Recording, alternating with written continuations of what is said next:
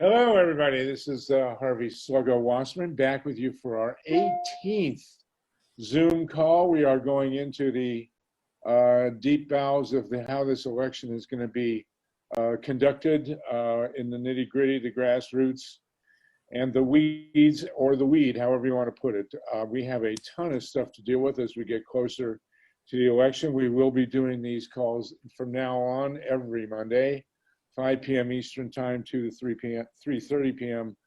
Pacific Time, all the way through and certainly after November 3rd. We probably will double up and go twice a week in October.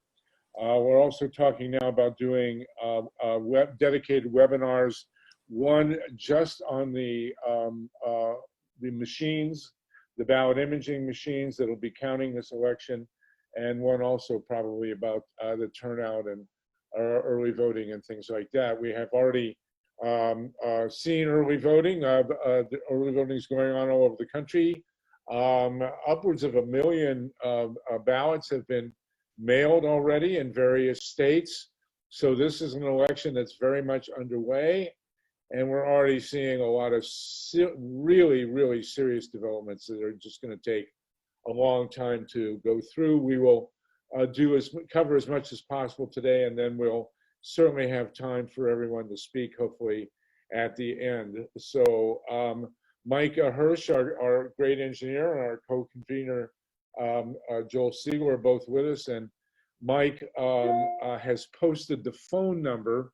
If you have audio trouble or video trouble, whatever, and want to call in, I am actually called in case something happens. We did one of our 18 calls. I got bumped off and wound up doing it by phone, and it worked fine. So it's wonderful to see everybody. We do, of course, want to commemorate the great Ruth Bader Ginsburg. Was a force of nature, and I want to point out that we're in the middle of Rosh Hashanah, the Jewish New Year, and it is a, shall we say, a prophecy or a halacha or whatever that people who pass at the New Year, at the Jewish New Year, and Rosh Hashanah and the Yom Kippur are very, very special, very spiritual people. I'm sure the spirit of Ruth Ginsburg will be back with us very soon, if not already. We already miss her. And of course, a giant battle is not just looming, it's already in progress over how to handle her seat. Annabelle Park has emailed me that she's put the link in the chat that tomorrow she and I and some other folks will be doing basically a training, what amounts to a training video for people who are going to go in and deal with election protection on the precinct level.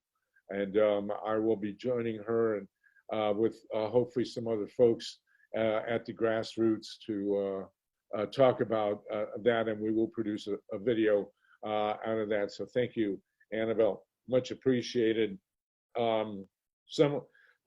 Rest in power, very good, Mike, for Ruth Ginsburg, and in her spirit, let's proceed. I want to start first because it could become relevant on a national scale. I read disturbing news today that the Postal Service, literally thousands of postal workers are coming down with the virus. And the question will rise, this is a nonpartisan call, but the question will rise whether the negligence of the president on the virus and the choice not to inform the public is in fact an impeachable offense. And I just want to raise that issue. It certainly will come up in the Congress, given the nature of the battle over that Supreme Court seat. So it's something to put in there, and hopefully at the end of the conversation on the details of the election system, we can perhaps have a discussion on whether the official response to COVID is impeachable. Since we are focused on the machine and the machinery of voting and the realities of voting. We have already had a significant incident at an early voting station in Virginia, where apparently there's actual blockage of by people of access to the polls. Stephen Spitz, you're in Virginia, and you're familiar with what's going on in Fairfax County. Can you tell us what you know about what happened on Monday, or on the election, on the early voting? Stephen Spitz, are you unmuted? We can't hear you. Okay, while you're getting unmuted, let me go through the agenda real quick. We're going to talk about intimidation in Virginia. Jan Bandor should be with us. We're going to talk about the situation in Detroit and voting in Michigan. We want to talk about what's happening in Florida based on a stolen election in Florida. We want to talk about Ohio. Bob Fitrakis is with us to update on swing state Ohio. We have Steve Rosenfeld to talk about a major piece he just put out, and the reality that young people and Black people are more likely to have their votes thrown out through absentee balloting. Jennifer Cohn should be, yes, she's with us, and she will be showing us a postcard and a short video. We're going to talk about scanners and the digital scanning machines, which are going to be counting all the ballots, and which will be, or most of the ballots, and which will be presenting us with the first early results, which is going to be absolutely critical. There have been another number of very interesting court rulings on incoming ballots, both of them benign actually, but we want to understand that. I do want to mention, I guess I can mention it right now very briefly. Stephen Colbert has done an astonishing thing, and everybody should go to his website or whatever. I don't have a link, but he has actually done 50 separate little video spiels on voting. and he's actually taken the care to not just sit back and do one and say, hey, I'm Stephen Colbert, here's one thing on voting. He's actually gone state by state for all 50 states and presented some of the realities of voting in those states. So I think we owe Stephen Colbert a great thank you, aside from all the other stuff he's been doing, and that he's taking very seriously this issue, and just Google him and see what he's done. It's really instructive and very, very useful. We have not heard yet from Michael Moore. We have approached him to do at least a PSA, and on this we haven't heard back from him. I'll mention here up front also, there's a lot of polling going on about this election, and it all seems to indicate that Biden is ahead, except for one. And the most disturbing, well, we're nonpartisan, the most, shall we say, interesting poll was cited by the New York Times. And the New York Times did a very large piece, very easy to Google it, on the polling for the election, and it was 99% showing that Biden was winning, including in the swing states. But in one little corner, it said, here is the polling if it is as inaccurate as they were in 2016. And those polls showed Trump winning. So if you want a dose of reality, Google the New York Times and its most recent major is a big article on polling, and then look in this obscure little corner where showing that Trump wins if the polls are exactly as inaccurate as they were in 2016. So take a look at that. We then want to finish up. Also, I want to up front, this is a brief one, the Zuckerberg grants. A couple of weeks ago, it was mentioned on this call that Mark Zuckerberg has given $300 million to two foundations, $250 million to one and $50 to another, for local election boards to apply for money to do their election. Now, at some point, I believe we posted the links to the two foundations that got the money. I have since lost track of those links. If anybody knows which foundations they are that got the money from Zuckerberg, everybody should be getting their local precinct to apply for this money. It's absolutely essential. $250 million in one foundation and $50 million in another. So if anybody has the links to those two foundations, that would be great. Okay, that's an overview. Let's start. Stephen Spitz, are you unmuted? I can't hear you. Stephen Spitz, you're talking, but I can't hear you. Mike, can we get Stephen unmuted somehow? Is your microphone not working? Yeah, Stephen's unmuted. He's having a problem. Stephen, you might want to try to call in. There's nothing we can do from our end because everybody else can talk. There's something on your end, my friend. So we want to Joel Siegel.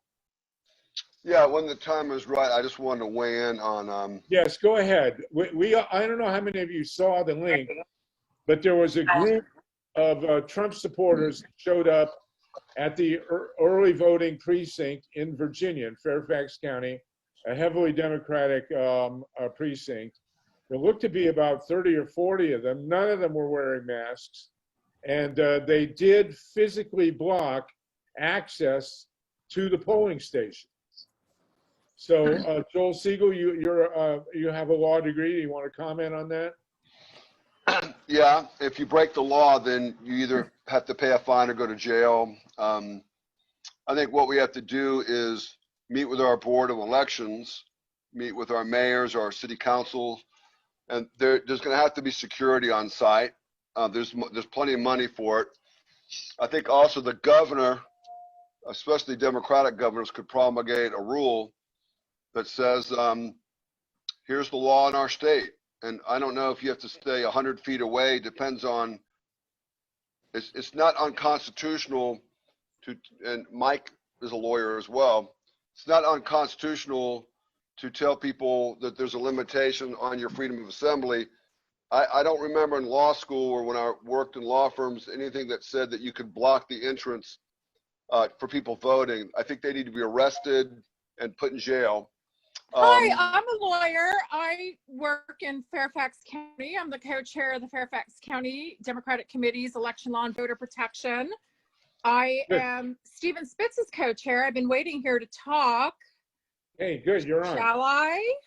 Please. Or is it just dudes talking? No, It feels like it's like a guy fest, you know? Excuse me, Kristen. I'm gonna make it very clear to everybody. This is a beloved community. We're going to speak with each other with respect at all times. And the reason why is if we don't do that, that's how movements get destroyed. So I would ask you, Kristen, and everybody on this call to keep it positive. There's a thing called technology where people can't see. This is not a guy fest. I have a mother who loves me. Now, with all that, all right, let's do it. Let's keep it positive. Trump is making us negative enough. Let's keep it positive. Thank you. Go for it, Kristen.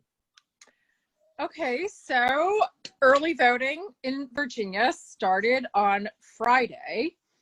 And in particular, Fairfax County, which is Virginia's largest jurisdiction, where pretty much 1 in every 6 to 7 voters in Virginia lives. We had very long lines. Some people had to wait 3 to 4 hours on Friday to vote.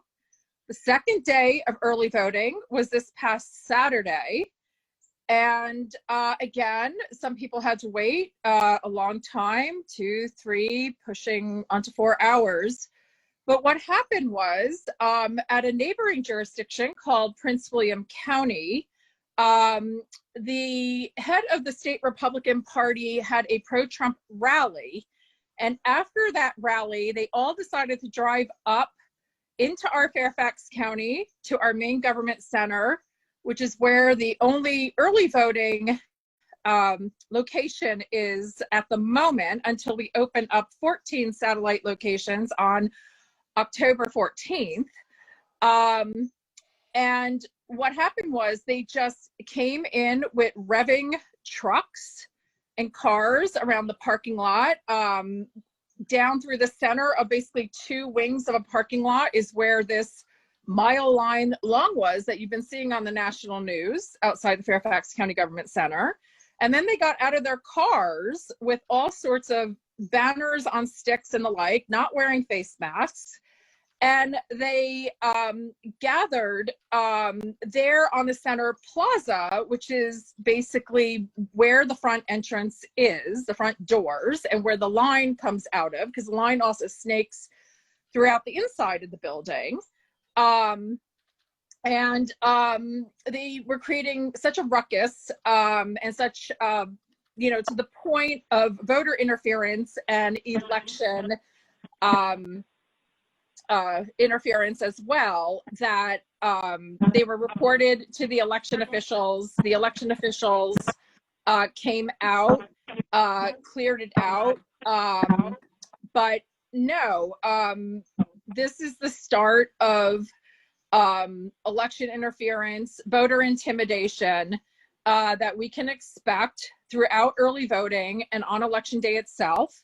The one thing that I was almost surprised, given here in the open carry state of Virginia, that is also the headquarters of the NRA, that more folks were not had their weaponry on them, which we've seen many a times in all sorts of right-wing rallies. But there is a couple things in the Virginia election code. One, you are allowed to electioneer beyond 40 feet of the entrance of a polling place. But you are not allowed to do voter intimidation, election interference. It's actually a felony in Virginia to do so in our election code. And our local prosecutor is looking into just that. Very good. So it's 40 Can feet. you hear me, Harvey? Can you hear me now? Steve, yes, go ahead. Steve, you're also in Virginia. Okay, yeah. Kristen, is there more? Or can we No, Stephen, I throw it to Stephen now. That's great. Thanks. Thank you. Steve? Okay. So I want to recount to everybody that yesterday morning, I received a call from a friend who just happens to be the chief deputy prosecutor for Fairfax County, Virginia. And when he called, I said, so are you going to prosecute these people? Before he opened his mouth. And we had a discussion about that. And he says that they are really, trying to decide exactly what to do when, that they would probably file something, maybe today, but sometime soon, because what was going on there clearly violates the Virginia election code, which says if two or more persons conspire to injure, oppress, threaten, intimidate, prevent, or hinder any citizen of this Commonwealth in the free exercise or enjoyment of any right or privilege secured to him by the provisions of this title, or because of his having so exercised such right, they should be guilty of a Class 5 felony. Including eyewitnesses there describe that these people, these Trump supporters, were shouting in close proximity to voters waiting in line to vote, that clearly that they were blocking the path to go into the building to vote. They were, I think, clearly violating this provision. So stay tuned to see whether or not there's any prosecutions. But I am not surprised, and I think Kristen is not surprised. I have been saying for months that it is likely that Trump supporters are going to show up without wearing masks, and that's another important thing in the middle of the pandemic. These people don't wear masks. They shout at people in close proximity trying to vote. People are legitimately afraid, of course, of catching COVID. And so I think, this has happened already. I sent an email of the latest statement to Mike and Joel and Harvey of the statement of the chair of the Fairfax County Democratic Committee, of which Kristen and I are co-chairs of the Election Law and Voter Protection Committee. And you might want to circulate that, where Brian Graham is his name, and Brian was an eyewitness. He went in with the county executive when they finally realized the literal danger these people were in, and ushered them inside the building. What they were doing, and I had talked to the secretary of the electoral board, what they were doing is they have some sort of procedure where they only allow a certain number of people inside, but they really needed to get these people inside, even though there were more people inside, because they could protect them inside. They couldn't protect them from these maskless Trump supporters shouting at them outside. So they hurried them inside for that reason. I would fully expect this to happen throughout the country. And I think that's something that everybody needs to look out for and have observers, have cameras on this. Fortunately, there are videos of this that have been widely circulated to actually make sure you record it, make sure you talk to your local prosecutors about it and send them the video, because that's the only recourse that they, prosecute these people. But they will not stop doing this because they're being encouraged, of course, by the current occupant of the White House. Right. And So that's basically. As Kristen pointed out, it's a miracle they weren't carrying guns, and we can certainly expect them to come with guns. Whenever you get a video, and this is one of the reasons we need poll monitors, everybody should be videoing this. Please send us the video. We'll post it at grassrootsep.org and at freepress.org so that the video is out for everybody. Kristen, did you want to add anything to that? And now you're muted again. It's okay. And then Jan Bandor. Go ahead, Kristen. Okay, I guess I'm now unmuted. I got muted again. All right, so Stephen's advice, I guess, in some ways is dependent upon how good your local prosecutor is. Ours is an elected Democrat. I would think that if you're in places in America where you have a draconian Republican endorsed or outright elected Republican prosecutor, you may not be able to go to them. If anything, perhaps you should be going to the voter protection team of the Biden campaign and the DNC or your state Democratic Party that is part of that network. Stephen and I work in close concert with our Democratic Party of Virginia, and they are hooked into the Biden campaign and DNC voter protection. So I would gather that if you weren't as lucky as we are in Fairfax County, where all these officials are pretty much all Democrat, including the prosecutor, that you may want to take it to the campaign lawyers who would then find a way to approach these prosecutors. And if they're just like, talk to the hand, we don't care, they could find a way to sue in court, take it to federal court or state court. Yeah, there's actually another resource that I would encourage people to use, a place that I used to work at for a long time, the Lawyers Committee for Civil Rights under Law, Election Protection, 1-866-OUR-VOTE. The Lawyers Committee is going to have people in all sorts of places to do that. And, 1-866-OUR-VOTE is a good phone number to get people to call nationally if there's any problems like this or anything else at the polls. Yeah, and then also in open carry states, the big gun nut states, do expect people to carry their AR-15s strapped, off their shoulders and hanging at their hips. We see that all the time until recently when we flipped our state house. These gun nuts come with these big guns in Richmond, and it's really scary stuff. They're very One- threatening, one- and that's one- very intimidating. And Ben, One recent development that we should know, and that is that Fairfax County Board of Supervisors just voted last week to ban guns at every polling location.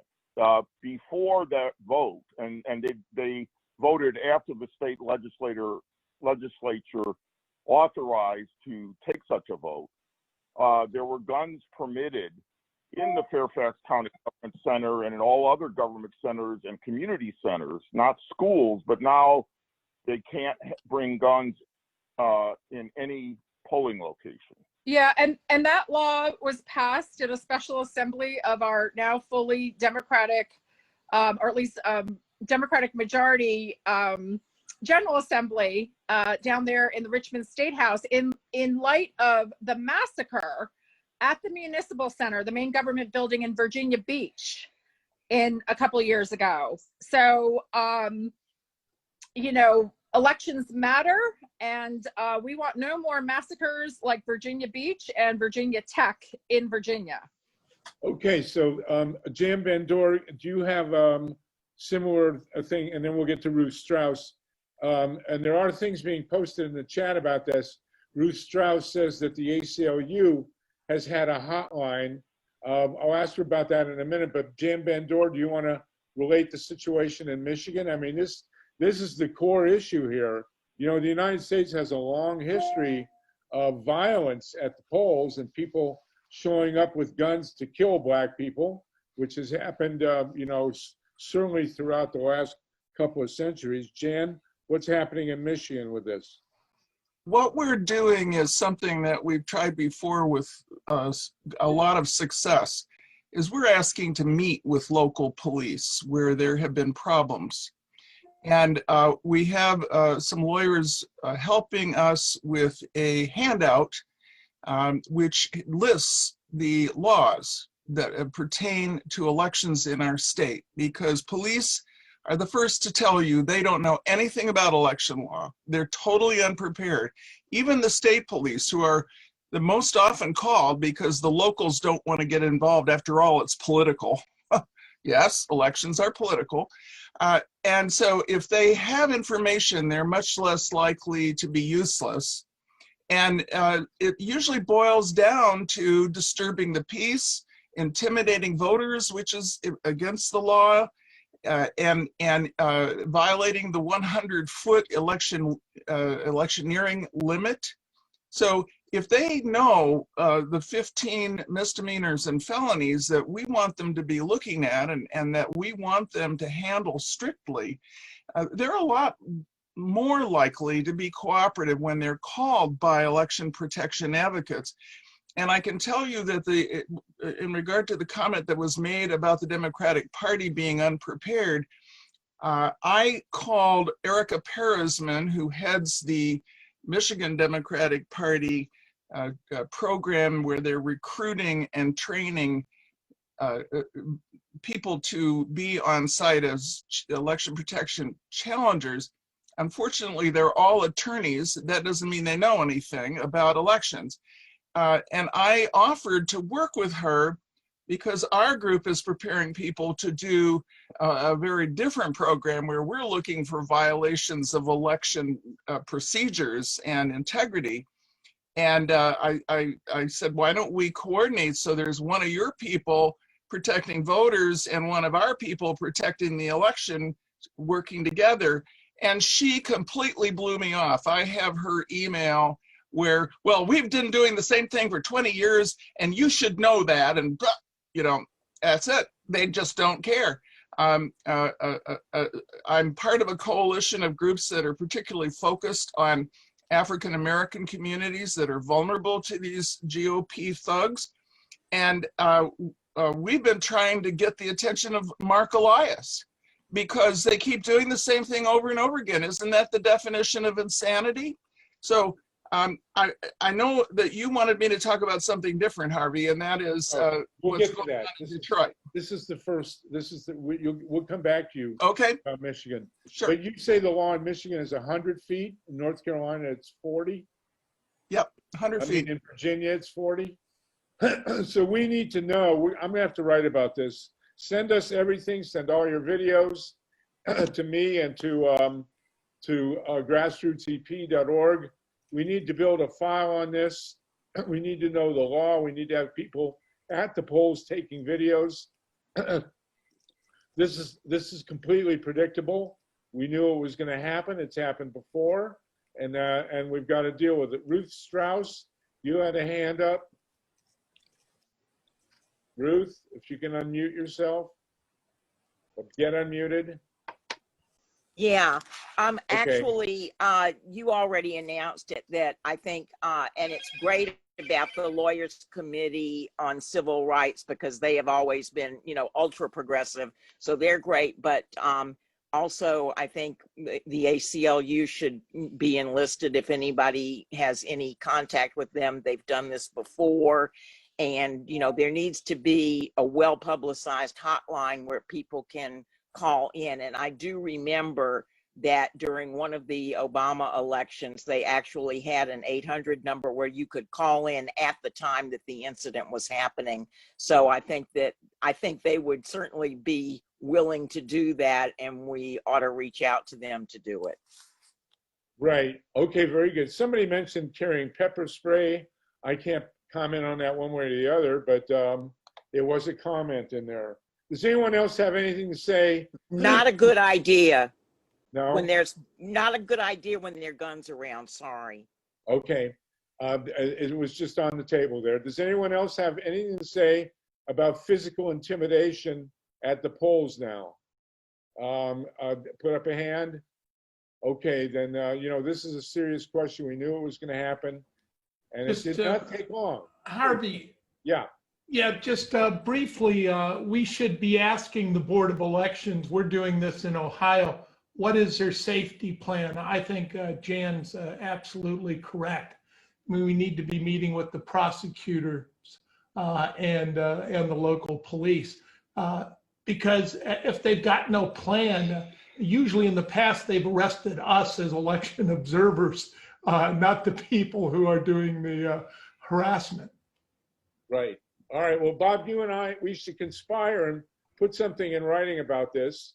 As we say, we all expected it, and it certainly didn't take long with the beginning of early voting to see the intimidation forces out there already.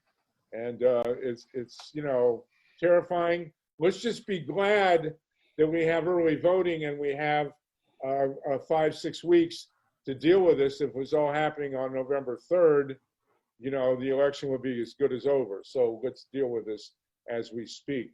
Okay, Jim Van Door, I wanted to come back to you. Andy Sachs, you're on there. Andy is my old buddy from the University of Michigan Daily. Jim Van Door, you're also near Ann Arbor. We had a discussion, somewhat terrifying actually, about the power of a specific clerk in Detroit.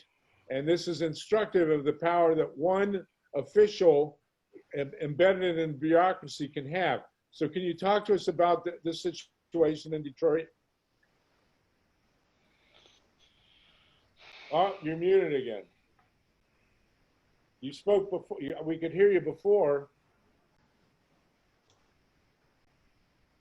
Harvey, who are you calling on? Jan Van Door.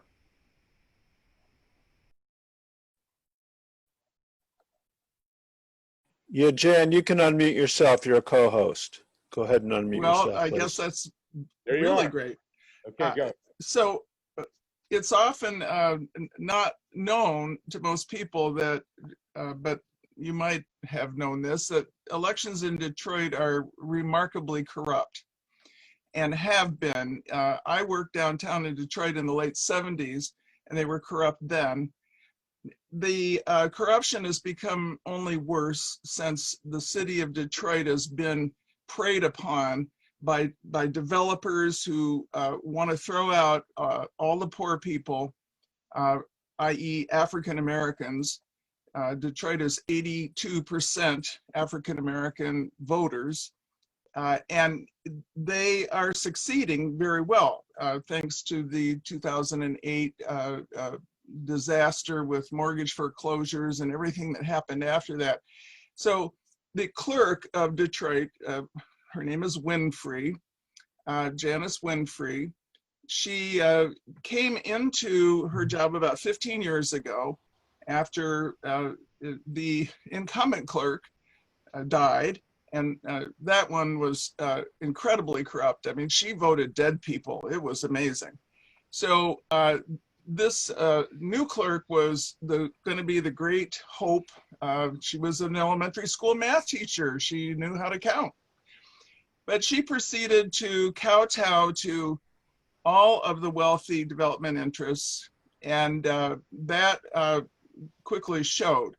And in 2009, she ran a seriously corrupt election where the seals on the bottom of the absentee ballot cases were broken and compromised, so that when a candidate running against the favorite asked for a recount, all of the precincts were a mess. I mean, it was impossible to conduct a serious recount. And we've actually turned those boxes over and discovered those broken seals. So this has been going on for Janice Winfrey's entire tenure, that she's allowed this stuff.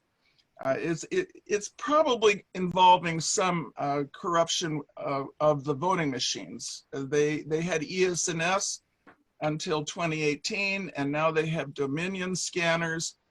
And it's funny how Dominion people are always floating around every Detroit election. They're just around. I don't know why they're there.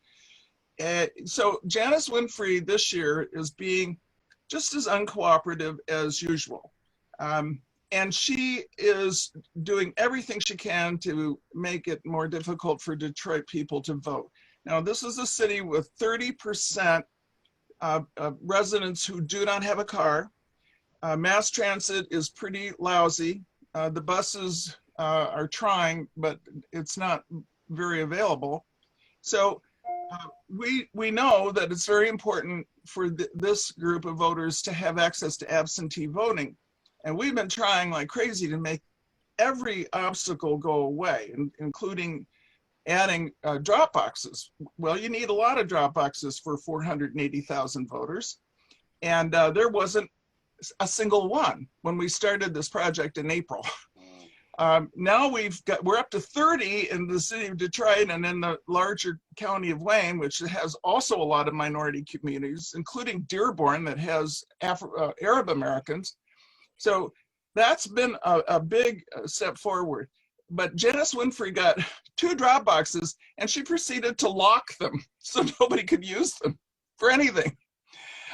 It's just remarkable. And I'm going to ask Brian to give you some of the tasty examples of how this works when the city clerk is intent on keeping people from voting. Well, I think we just need to focus on her.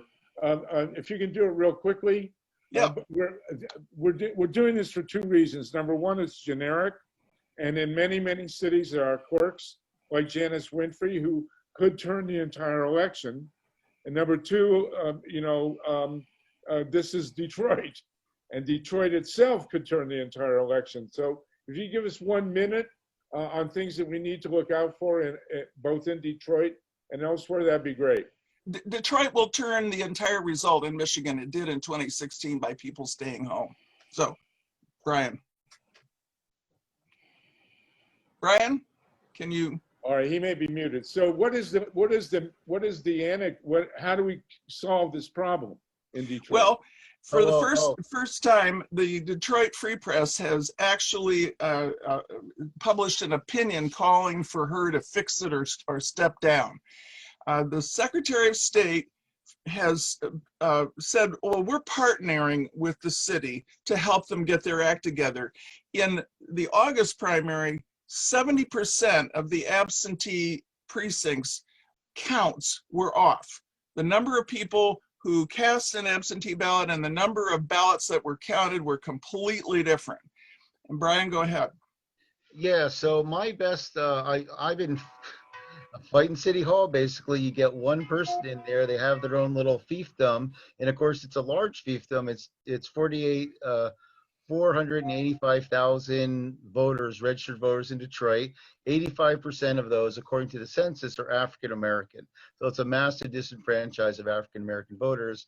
And as Jan said, there was actually a study that was very recent. It's related to COVID for people having access to COVID testing. They said that 30% of the residents of Detroit don't have access to private transportation.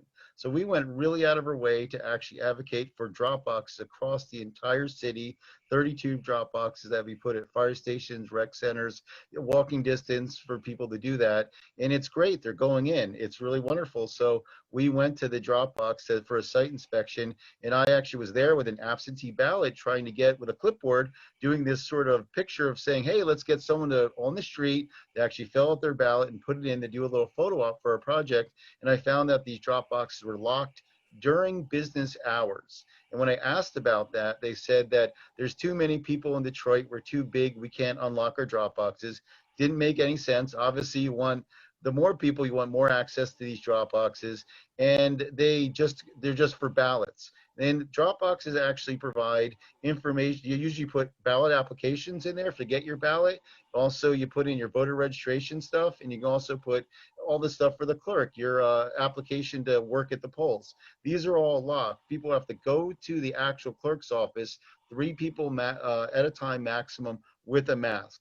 I was outraged by this. They had no real good explanation. So we went to the Free Press, and I actually have an article I'm quoted about doing that. So I think the best response is, if anyone's looking for actionable things, to call your city clerk, ask them what they're doing, and actually, if they're not giving you satisfaction, make this a media response. Make them accountable. Don't let them be able to, not provide as much convenience and access to their voters, and ask them why. Simply say, ask them why. So if anyone has any media contacts, and this is happening in your own backyard, I just got off the phone with the clerk of the city of Dearborn, who isn't putting in drop boxes, but I was relatively satisfied with him putting in outside satellite locations for people to do drop box. They really need to provide more access. That's the real big thing about that. City of Detroit is actually providing off-site satellite locations too.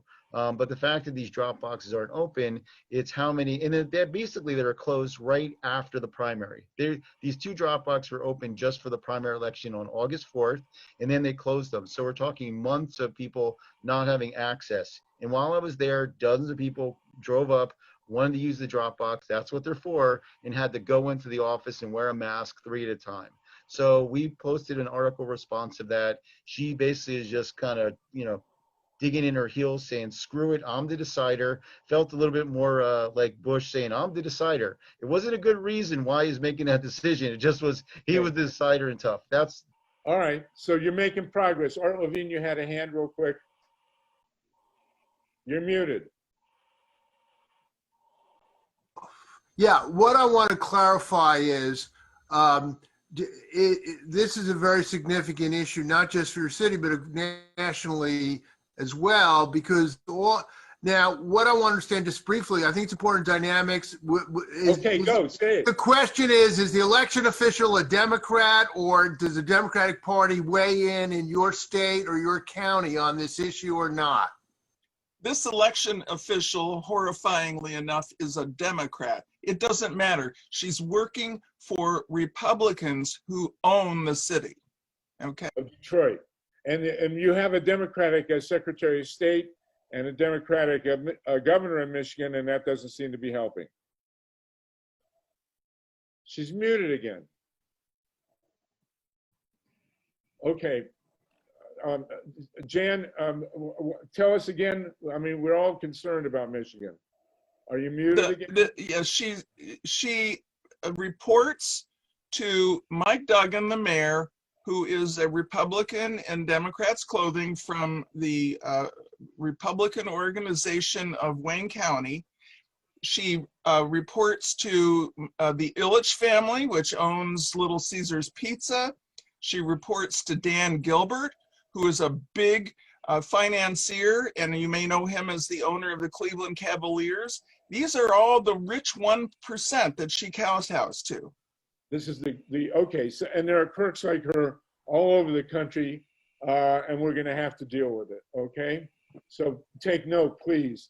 In Florida, I want to point out, thank you, Jan, and thank you from Ann Arbor. We appreciate it. Kristen, you're saying your chat has been disabled. I don't know. Mike, can you take a look? In Florida, I want to point out that for those of us who are, focusing on the costs of these stolen elections, the governor of Florida and the U.S. senator from Florida were both put in office in an election in 2018 that was extremely dubious. As John Brakey knows full well, the vote count recounts in Florida were stopped, and the governor was seated, the Republican, and the U.S. senator, the truly horrible Rick Scott, was also seated, and now Rick Scott will have a vote on the next Supreme Court justice, and he absolutely did not win that seat, same as in Georgia, and the governor is disenfranchising in Georgia 1 million people, at least ex-felons who owe fines, and this is the cost of not dealing with stolen elections. Bob in Ohio, Bob Fitrakis, and then we'll go to Steve Rosenfeld. Bob Fitrakis, what is the latest in Ohio? Nothing overly exciting, except they're not complying. We've been again asking for all the contracts on who's doing the programming. So we may have to sue a few counties on that. Most of them are saying they're too busy, they'll get to us. There is one interesting thing that we should note. There's rumblings in the Republican Party and issues being raised that you have to hand deliver your ballot per Ohio law directly to the director of the Board of Election. And hence, if he's out for lunch, that you can't, the law is written in such a way where you can't drop it at the single drop box, or you can't give it to a lower employee. So very sort of odd rumblings in that area. They're claiming that unless Ed Leonard, for example, in Franklin County is there to receive it directly from the voter, it can't be a mail-in vote. Oh my God. You have to credit the Ohio legislature with tremendous creativity. And also, we were talking about drop boxes. Is the situation in Ohio still that there's only one drop box per county? Absolutely, and they're challenging the drop boxes. They're saying the law says, you shall deliver the mail-in ballot to the, director of the Board of Elections. And they're saying that's not what happens at a drop box. Historically, right, his agents, his employees literally would come out and take it from you on election day as the cars piled up at the one drop box. What they're now saying is that's illegal. So if you have an absentee ballot and you want to take it to the election board, and the head of the Board of Elections is at lunch, they won't take your ballot? Well, that's what the Republicans are now arguing. I'm waiting to look and see if there'll be a lawsuit on it. But they're also saying that it affects the drop boxes.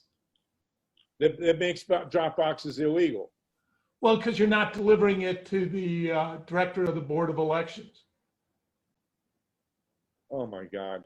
I mean, I don't see how they win with it, but it causes lots of confusion. And it could tie things up in court cases. All right. Can anybody top that one? I want to thank you, Bob. I want to go to Steve Rosenfeld now, and then we'll talk about North Carolina, because Steve has published a very important piece. Hopefully you'll put the link in the chat, Steve. If we can unmute Steve Rosenfeld. We're finding now that the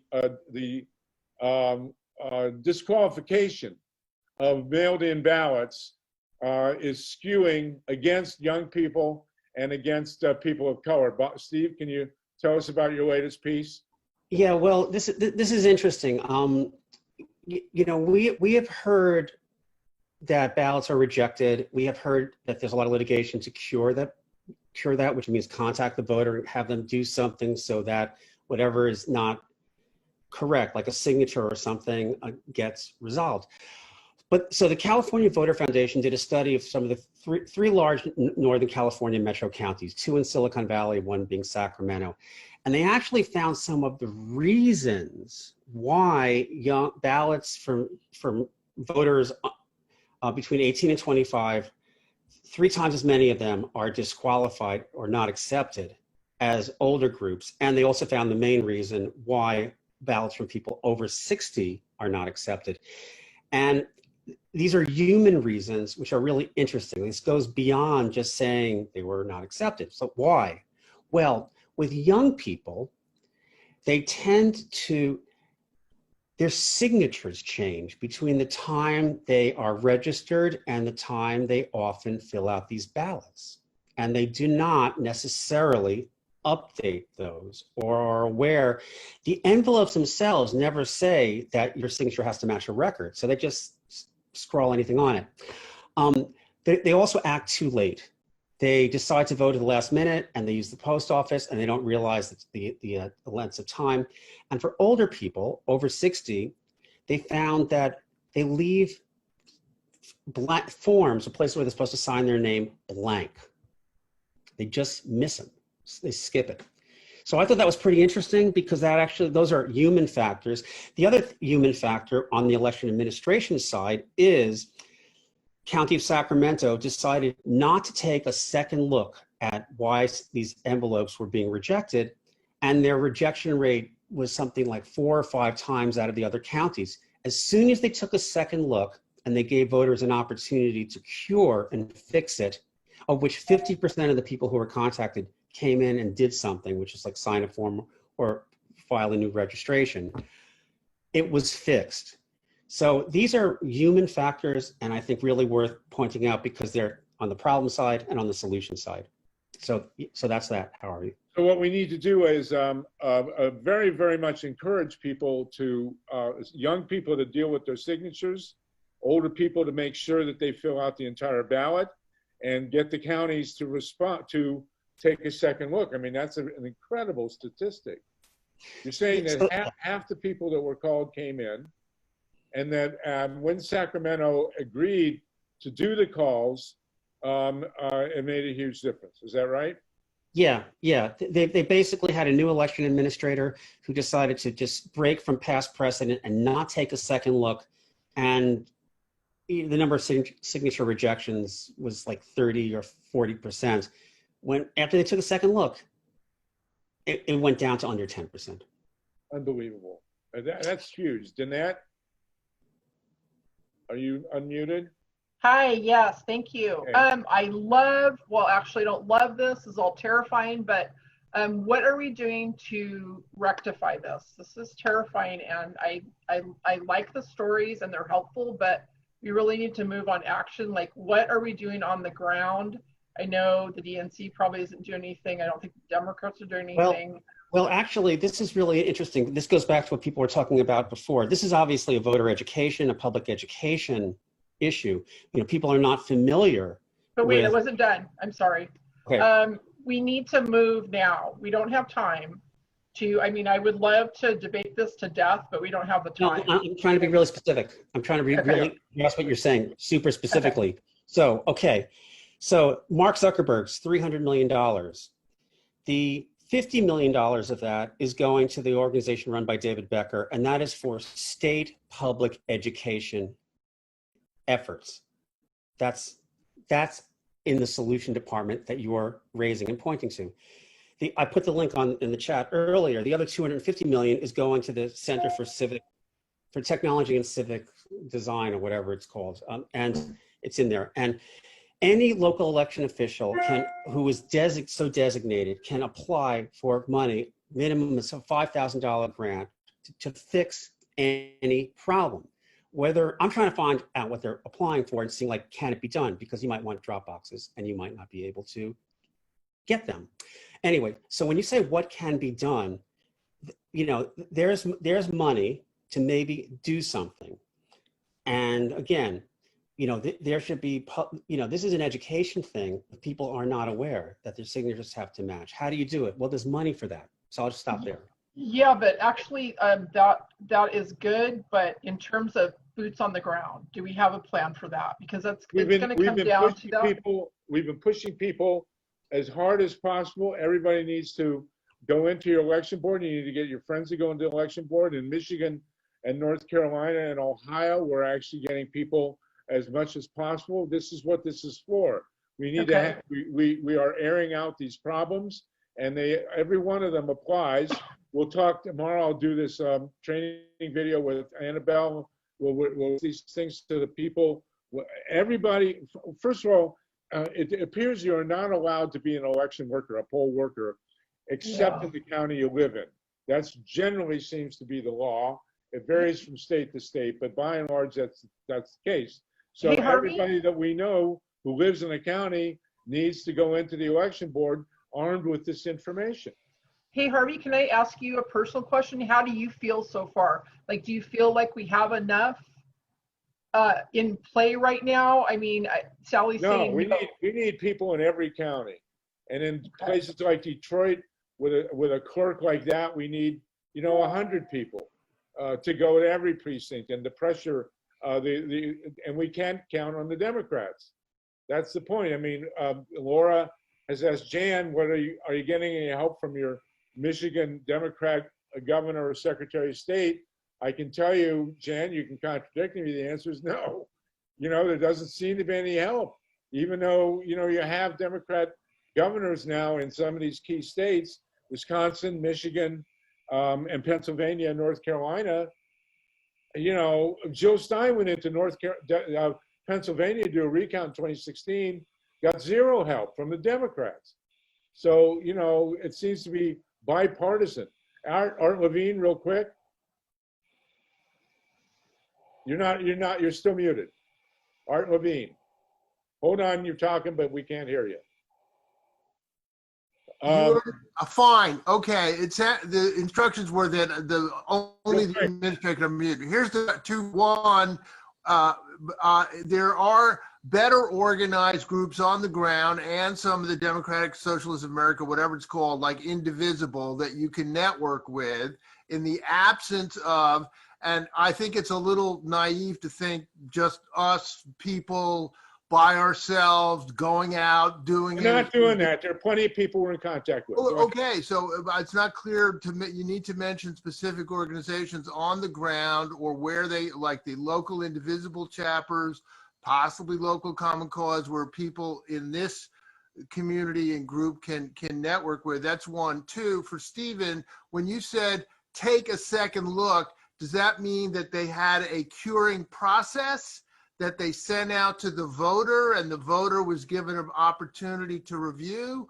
Or do you just mean the administrator on their own took a second look? I didn't know what you meant, second look. It actually was both. What's happens is administratively, once an initial rejection was made in Sacramento, because they had a new election, chief election officer in the county, that was it. They were done. The state passed some laws that were initiating the curing process, which required that voters be contacted and be told to do something. And then as a result of that, the numbers went down. So it's a little bit of both.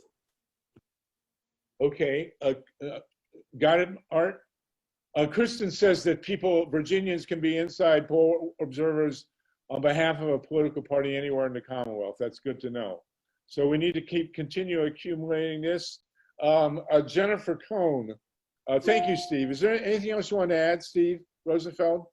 Well, no, the only other thing is I did have another article that I put out that's really important in the same way that all these discussions have been. And in most swing states, you are not allowed to drop off an absentee ballot on election day at an election day polling place.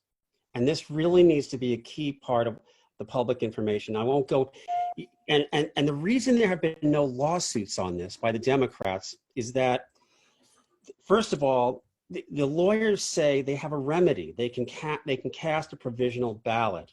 So So this is why we haven't seen any Democratic Party litigation on this. This is a big deal. And when I talk to people like Phil Keesling, the former Secretary of State of Oregon, he says this will be a giant traffic jam generator because people will show up. They'll be expecting to vote fast. They'll be told they have to go, like Bob just said before, to a county office. They may or may not be able to do it. It's a lot of variables in state by state, but in general, Pennsylvania, Michigan, Wisconsin, yeah, these are same-day registration states, but they'll make you register again. They won't take the ballot. Georgia, North Carolina, Florida, there's all these things that will involve more administrative paperwork, slowing down the process. So that's something else I've just been trying to flag because it has not been covered in any of the record number of lawsuits. So I'll just leave that there. Yes, so we are pushing really hard on early voting so that people get all this stuff taken care of before November 3rd, because November 3rd was going to be an apocalyptic nightmare. Maybe it'd be somewhat less. I mean, the good news from the early voting center in Virginia is that so many people showed up to vote early. And that's good, and that's going to stretch out these intimidators and terrorists who are trying to keep people from voting. Anybody else want to jump in here real quick before we move to Jennifer Cohn? Yeah, I just had a question for Stephen. Thank you for your articles. Do you recommend that voters check their signature or update their signature? I have really waffled on this because I'm worried about it creating more of a backlog that election offices can't handle, and I'm worried people will wait to, it'll delay them getting their mail ballots out if they vote by mail. What do you think about that? Well, some people say it's such a wonky issue that no one's going to do it, and it varies state by state how you would actually do it. But I thought that California Voter Foundation study was actually very useful in that regard, especially if you're a high school student or you're under 20, and because you have no idea that you're supposed to. But how do you even know? How do you check? Well, you would check. Well, the way you would know is you would tell someone to check to sign your name like your driver's license, like on the cards that you have created to send out to people, giving them advice. I mean, that's probably the shortest hand thing. But no, but I mean, how would a voter check? What do they look at? They look at the driver's license and they see how they sign their name because so their driver's license is their official signature. Well, in states that in states with motor voter, we're big. In a lot of states, the answer is yes. In other states, it's the registration form. If it's the that's the concern. I don't know which is which. It's really. I mentioned quickly. Apparently, Pennsylvania is waiving the signature matching. Did you see that, Steve? I saw. No, they're not waiving it. They're just saying it's not the only thing you can be used to reject. They have to be other. They have to. It's further. Okay. Further. Opposite of waiving.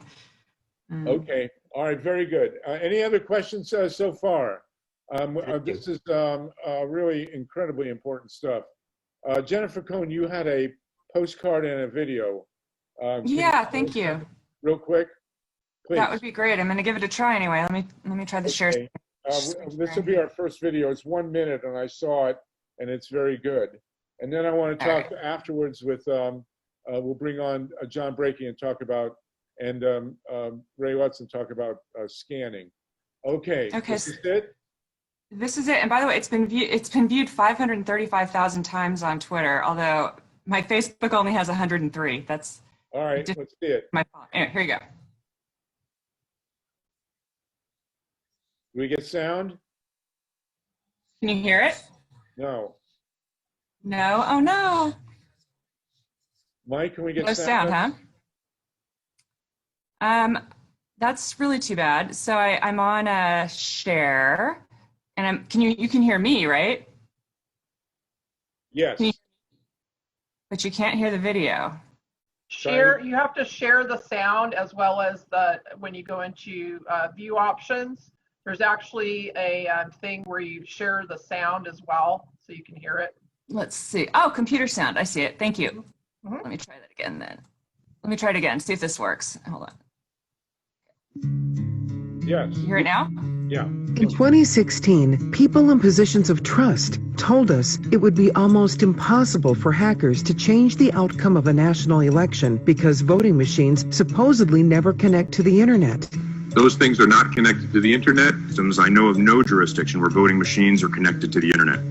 This makes it nearly impossible for a remote hacker. Voting machines are not connected to the internet. Those are not connected. Voting machines themselves are not connected to the internet. They were wrong. Election security experts say that virtually all electronic vote tallies can be hacked through the internet, even if the voting machines themselves don't connect to the internet. Often, these election management system computers are connected to the internet. And if the election management system computer is targeted by attackers and infected, that infection can spread to the memory cards that are going to program all of the voting machines in that entire area. Moreover, many precinct ballot scanners include wireless modems that connect the scanners and the county's central tabulators to the internet. And cybersecurity expert Kevin Skoglund wanted to prove it.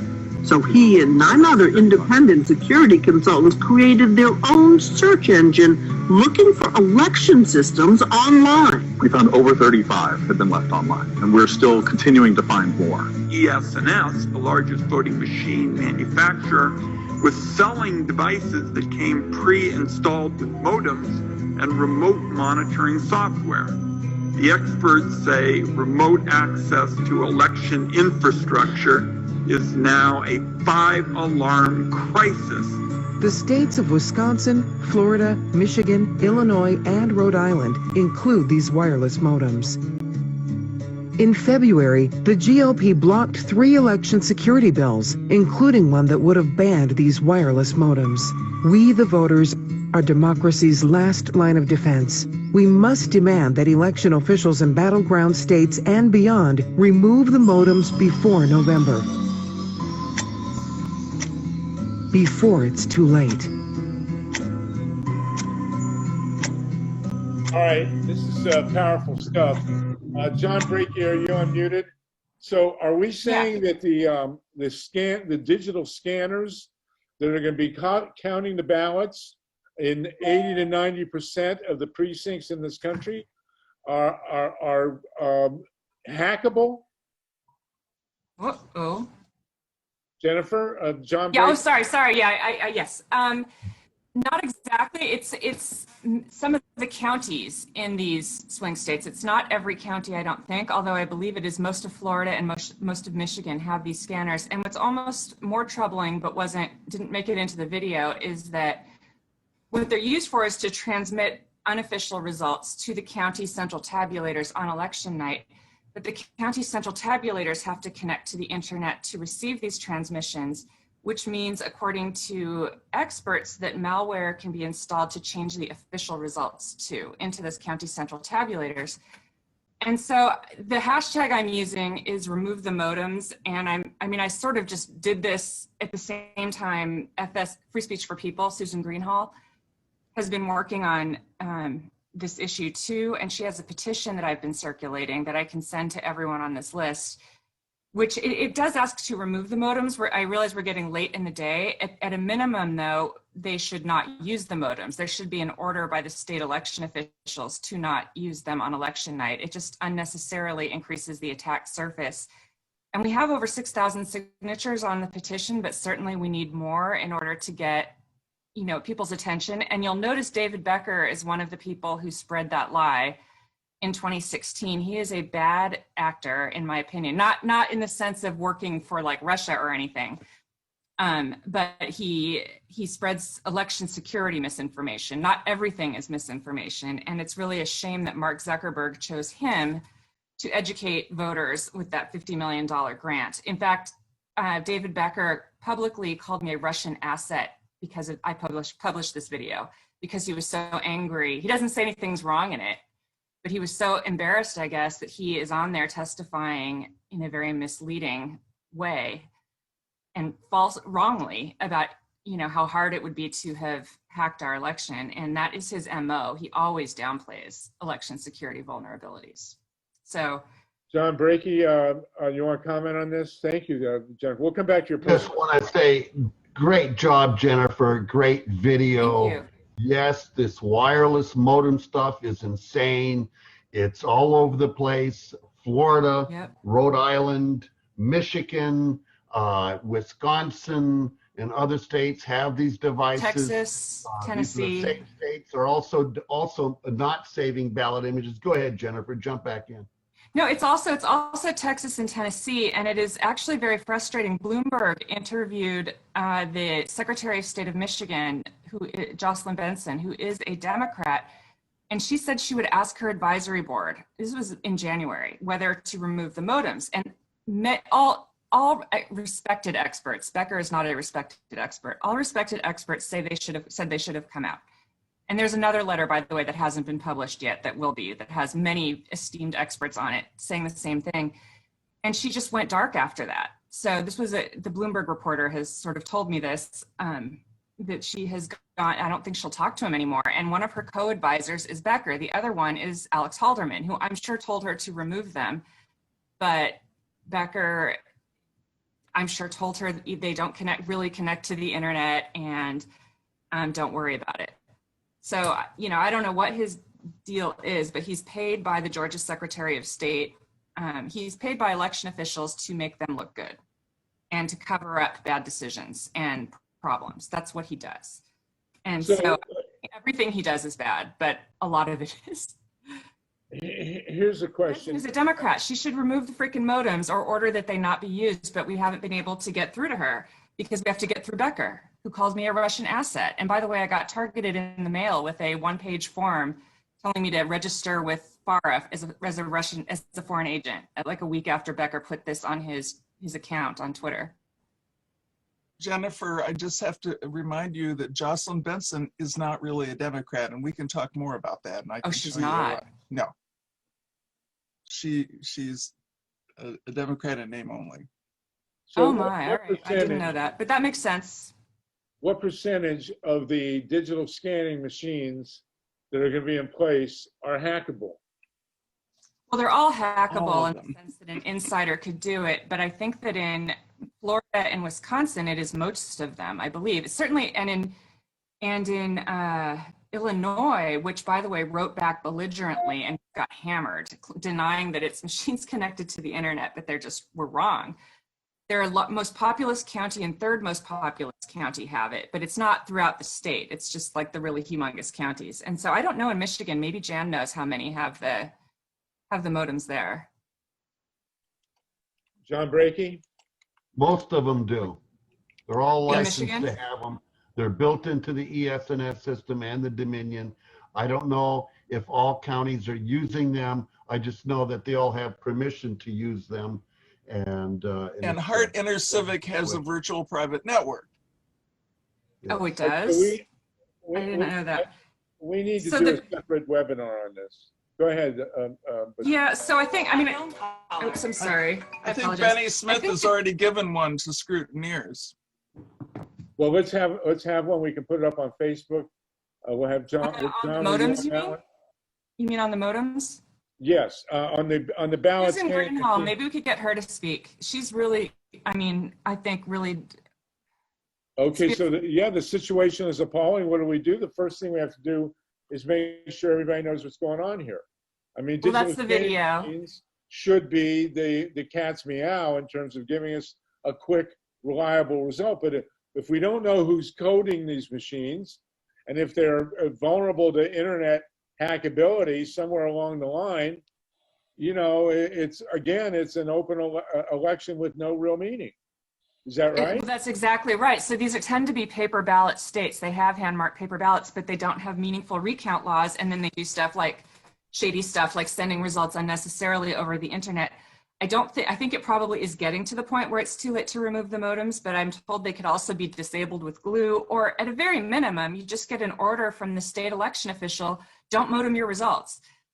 And I don't want to imply that we don't have problems if they do it with thumb drives. Obviously, you could have a corrupt insider swap out the thumb drive or the memory card when they're moving the result. But at least you're not talking about Russia, or China or Iran. You know, we're not opening it up as much. Even they could probably still get in somehow, but we're not making it easy for them. We're not rolling out the red carpet, which we currently are doing. All right, so within the next 10 days, John Brakey and whoever else will put our heads together. We'll put together a webinar on this. We'll put it out on the internet. the action we can take at this point in time is to inform everybody. Well, Very to few people inform think the about this. petition is actually part of that, informing people. And that also is important. I think, for example, Bloomberg wants to do a follow-up on it, but it needs a hook. And if we got 10,000 people signing the petition, that might be enough. I've spoken with the reporter, and he wants to do it, but his editors, you know, they want something, a new development, which is ridiculous. The development is that she blew him off, but you know, after saying she'd look into it in January, that she did nothing. That is the development, but you know, Horrifying. It's horrifying. The MSM is not great on this. Chime in on this, and then we will have a full separate webinar on this no later than a week from Thursday. And it's good to know that scrutineers did this, and we'll fold their information in. We want to have a definitive document that we can give to everybody. I mean, this is an earthquake. It's shocking, absolutely shocking. Well, feel free to share my video too. It's on YouTube. It's on YouTube. So that was the one I showed you, was the YouTube. Yes. Saved there. All right. Well, very good. We need the deep detail. Hey, Harvey? Yes, Joel. I know there's some other people that had their questions, but I wanted to respect Cynthia Perry's time in terms of giving an update on North Carolina. I just want to flag that. Yes, we will. Thank you. Okay, let's do the North Carolina thing. Let's do Jennifer Tanner has a hand, Ray Lutz, and Ruth Strauss, and then we'll go to Cynthia. Real quick, Jennifer Tanner. We have to unmute. Jennifer Tanner, Ray Lutz, and Ruth Strauss. Okay. Cynthia Perry, please unmute so we can go right to you. You know, it's really ironic when I didn't know about the Zuckerberg grant, and as soon as I heard that, I thought, I wonder what the catch is. Well, obviously it's David Becker or whoever is the catch, because certainly I would not be stupid enough to trust Mark Zuckerberg. So anyway, first of all, how do we sign the petition that Jennifer is talking about? Jennifer, can you please? Jennifer, can you put the petition in the chat? Oh, great. Yes, I can do that. I was thinking And also, please email your information about how to do the petition to Harvey so he can send it out. Or else, get the list of participants and send it to us. Ditto for the video. How we can spread the video around. Please put, exactly, how it's listed in YouTube so we can find it. Okay, thanks. Jennifer Tanner. Can you hear me? Yeah. Okay, great. So Smart Elections, Lulu Freestad has election protection series every other Tuesday on really important stuff that we're all talking about. And tomorrow, the one is going to be on audits. I'm going to post this here. I just wanted to say verbally, get everyone's attention on it. It's all worth watching. It is. I've seen Lulu's stuff too. I've invited her on this call. Hopefully she'll join us one of these times. She's truly great. And my mother's name was Lulu, so as is my granddaughter's. So we like that. Daniel, thank you, Jennifer. Anything else? Jennifer Tanner? Okay, we're good. Daniel Wolf, real quick, and then we'll go to Cynthia Perry. Yeah, just be a little bit like a broken record. Actual vote, which of course covers the reporting of votes, is ready on the Apple App Store, and it's in beta for Android. So anybody can do it, and we can cover that part of the reporting process. All right, put it in the chat, please. Okay, and the second vote looks like it will be ready. Excellent, very good. Okay, Cynthia Perry, you want to update us from North Carolina now, please? Yeah. North Carolina is working on a project that will address exactly some of the issues that we have been discussing today, such as getting people out to vote, early voting, and the questions and the confusion around balloting and dropping ballots off and so forth. We're going to be hosting a nonpartisan event that's planned by the North Carolina Election Protection Task Force. And the event is called Ballotpalooza. The event is scheduled for the first week of, October, which is the week that early voting starts. Early voting is here in North Carolina is October 15th through October 31st.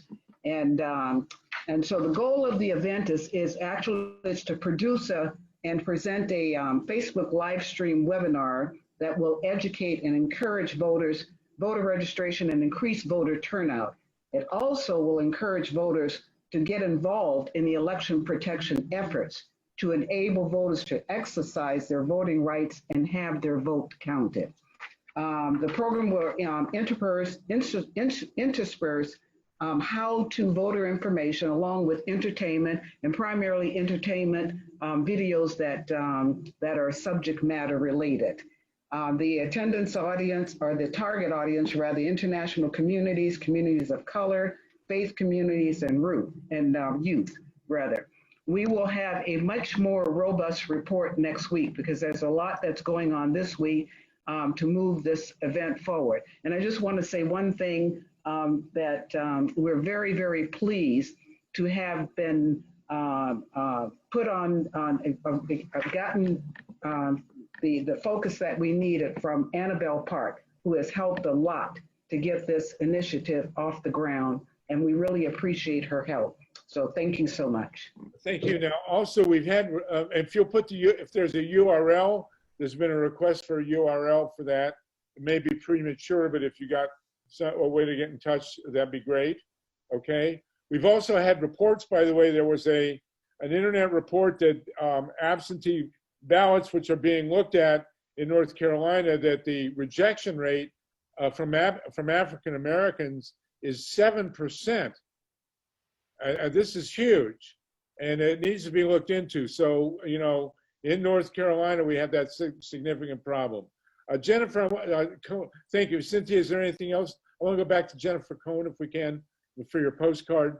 Cynthia, is there anything else from you? No, there's not anything today. Next week, like I said, we'll have a whole lot more to report next week. But just keep Look forward to that. Thank you very much. And like I say, we'll be doing this every week to the election and twice a week in October. I mean, we're hearing stuff that's really dire here. And I always come out of these just completely wiped out. Joel Siegel, real quick, and then back to Jennifer Cohn. Yeah, no, I just wanted to also thank Annabelle as well. Without her, we can't really do this project. But we've enlisted so many artists and musicians, from rock to funk to folk to country. So using music and the arts to educate about the importance of voting and election protection, but we're focusing on the interfaith community, the international community, and we're targeting it to the African American and Hispanic community. And I've never participated in anything, you know, quite like this. And I want to thank Cynthia for directing this traffic. The second thing is, in terms of the trifecta, what I'm working on is we're going to get as many people as we can to work as poll monitors. And we've got about 10 that we're going to pay. But we're trying to get people embedded into the Board of Elections. Embedded meaning people who are progressives, who are activists, so we can keep an eye on what's going on with the absentee ballots, what's going to happen, anything provisional ballots. We're very, very concerned here about voter intimidation. I think we're going to see a lot of it here as well, but getting our own activists embedded into the Board of Elections is just very, very important. There is a problem here. There's a deficit of poll workers because most of the senior citizens that used to volunteer aren't able to do so because they're the fear, of COVID. And I'll just end by saying that we already heard in Virginia there's these long, waiting lines. Fatima said that that's really a huge problem. The other problem here is a lot of people that I'm talking to in the African American community are talking about friends and family who receive an application for the absentee ballot and they throw them in the trash can because they think it's junk mail. And when we do this campaign that Cynthia is spearheading with Charles Stevenson, we want to make sure that people realize that, this is what it looks like. Don't throw it out. We're not hearing any public service announcements. about voting. We're not seeing many billboards. But unless progressives do what we're doing, well, you don't have to be a progressive, but if you care about the vote, there's going to be some really serious problems. So I want to thank you, Harvey, and everyone on this call for your leadership. And John Brakey, we're absolutely going to circulate the letter that you want out to everybody. And thank you for your leadership, John, because I'll conclude by saying, if people think it's conspiratorial, they think that we can hack an election. I would say that we do know that the Russians did hack in the DNC. What John is saying is there's still a lot of voting machines that are connected to the internet. Is that correct, John? You're certainly right. And, all right, we got to deal with that. Okay. Number two, it's a nightmare. And number two, the idea too that we have a president that will do anything to win. We shouldn't look at this as something conspiratorial, but something that we really got to be serious about this. Thanks. Thank you. Okay, I do want to quickly mention that the two states there were rulings extending the ability of mail-in ballots to be accepted. One of them was Pennsylvania. I don't remember the other one, but we have won a couple of court battles on that. Okay, Jennifer Cohn, you did have a postcard you wanted to show. Can you show us real quick? We're actually down to 7 minutes. Oh dear. All right. I made a postcard. Here we go. If you have any suggestions, the graphic designer who helped me create it is ready to blow my brains out, but I will convey them, just maybe not today. So in particular, I have focused on the dangers of touchscreen voting machines as opposed to marking your ballot with a ballpoint pen over the past several years, and I have many concerns with those touchscreens. One of them includes the fact that a Michigan study showed that 93% of inaccuracies on the paper printout from touchscreens, which officials often call a paper ballot, go unnoticed by voters. And if voters don't notice them, then nobody's going to notice them. The burden is entirely on voters to notice this. And so anyway, I wanted to make sure that that was included on here, where I recommend to at least ask to vote with a hand-marked paper ballot. And then basically I'm trying to maximize people's chances of having their votes counted no matter how they choose to vote. So, if you vote in person, it has bring your ID, bring your mask, bring your proof of registration, bring your completed sample ballot, provisions for long lines, make sure that your state doesn't ban political clothing if you want to wear a t-shirt of some sort. And then that's come up. People have gone to vote with Biden or Trump t-shirts have actually been kicked out. Exactly. I didn't know about that until yesterday, so I added it yesterday. So then I have the ask to mark with a pen. Most experts do recommend that, by the way, and I'm concerned because a lot of early voting is touch screens. Not all of it, but I wouldn't be surprised if it's most. So I'm not going to jump in and ask Kristen real quick. Kristen or Stephen from Virginia or anywhere else. When people are going into early vote, are they getting paper ballots or are they touch screen machines? What are people getting when they go in an early vote? Anybody can unmute Kristen or Steve Spitz or anybody else who knows. This is a key issue. Clearly, we're going to have huge numbers of people voting early, which is a good thing. Absolutely. But it's okay, BMDs in Illinois, but if you have a ballot marking device, you're still getting a paper ballot. Is that correct? In Ohio, it depends on the county, but most of the counties are pushing the touch screens, the machine mark, because of overvotes and undervotes, that it's going to help out. But you can, there's at least 6 counties you can pick whether you want to hand mark it or not. That's why I suggest picking. The thing with BMD is the barcode is the only part counted as your vote. They call them paper ballots, but they are not traditional ones. So a barcode that you can't read encapsulates your vote, and that is what's counted. But theoretically, if we ever get a recount, the text could be counted. The problem is voters don't look at it, and it may be for the top race, but after that they don't look, and down ballot races really matter, and they don't print party affiliation. So they'll say, state lawmaker, whatever, this district, and then they'll just have a name. They won't put Democrat or Republican. So it's actually very easy to cheat, and people are very concerned about that. Experts who study this, and the 93% failure to notice inaccuracies was expected because there had been prior studies on voter verifiable paper audit trails that showed the same thing. So they're actually very risky. I would not tell people not to vote early because of this concern, but I do think most early voting will use touchscreens. The solution, or the best we can hope for, is that they will bring their sample ballots and compare those to the printouts. And the Ohio Democratic Party, to my surprise and delight, actually already tells people to bring their sample ballots anyway. So that's just something, it's on here to add into your messaging. And then of course I had messaging that sign the envelope if you vote by mail. I put that in red because I know that's a huge problem. The voter protection hotline I have on here. I explain how people can volunteer as poll workers or poll monitors. So anyway, if anyone has a mailing list that they would like to send this to, or suggestions for the card, anything that you think should be tweaked or added, please let me know. But I think it's pretty good, and feel free to share it. Very good. I just wanted to add that the concept of early voting is very confusing because it schmirgles a whole lot of different ways of voting. And I think the essential distinction is the early voting that's actually counting as you vote, and the early voting that puts your ballot in a sealed envelope to be counted on election day. Those are very different.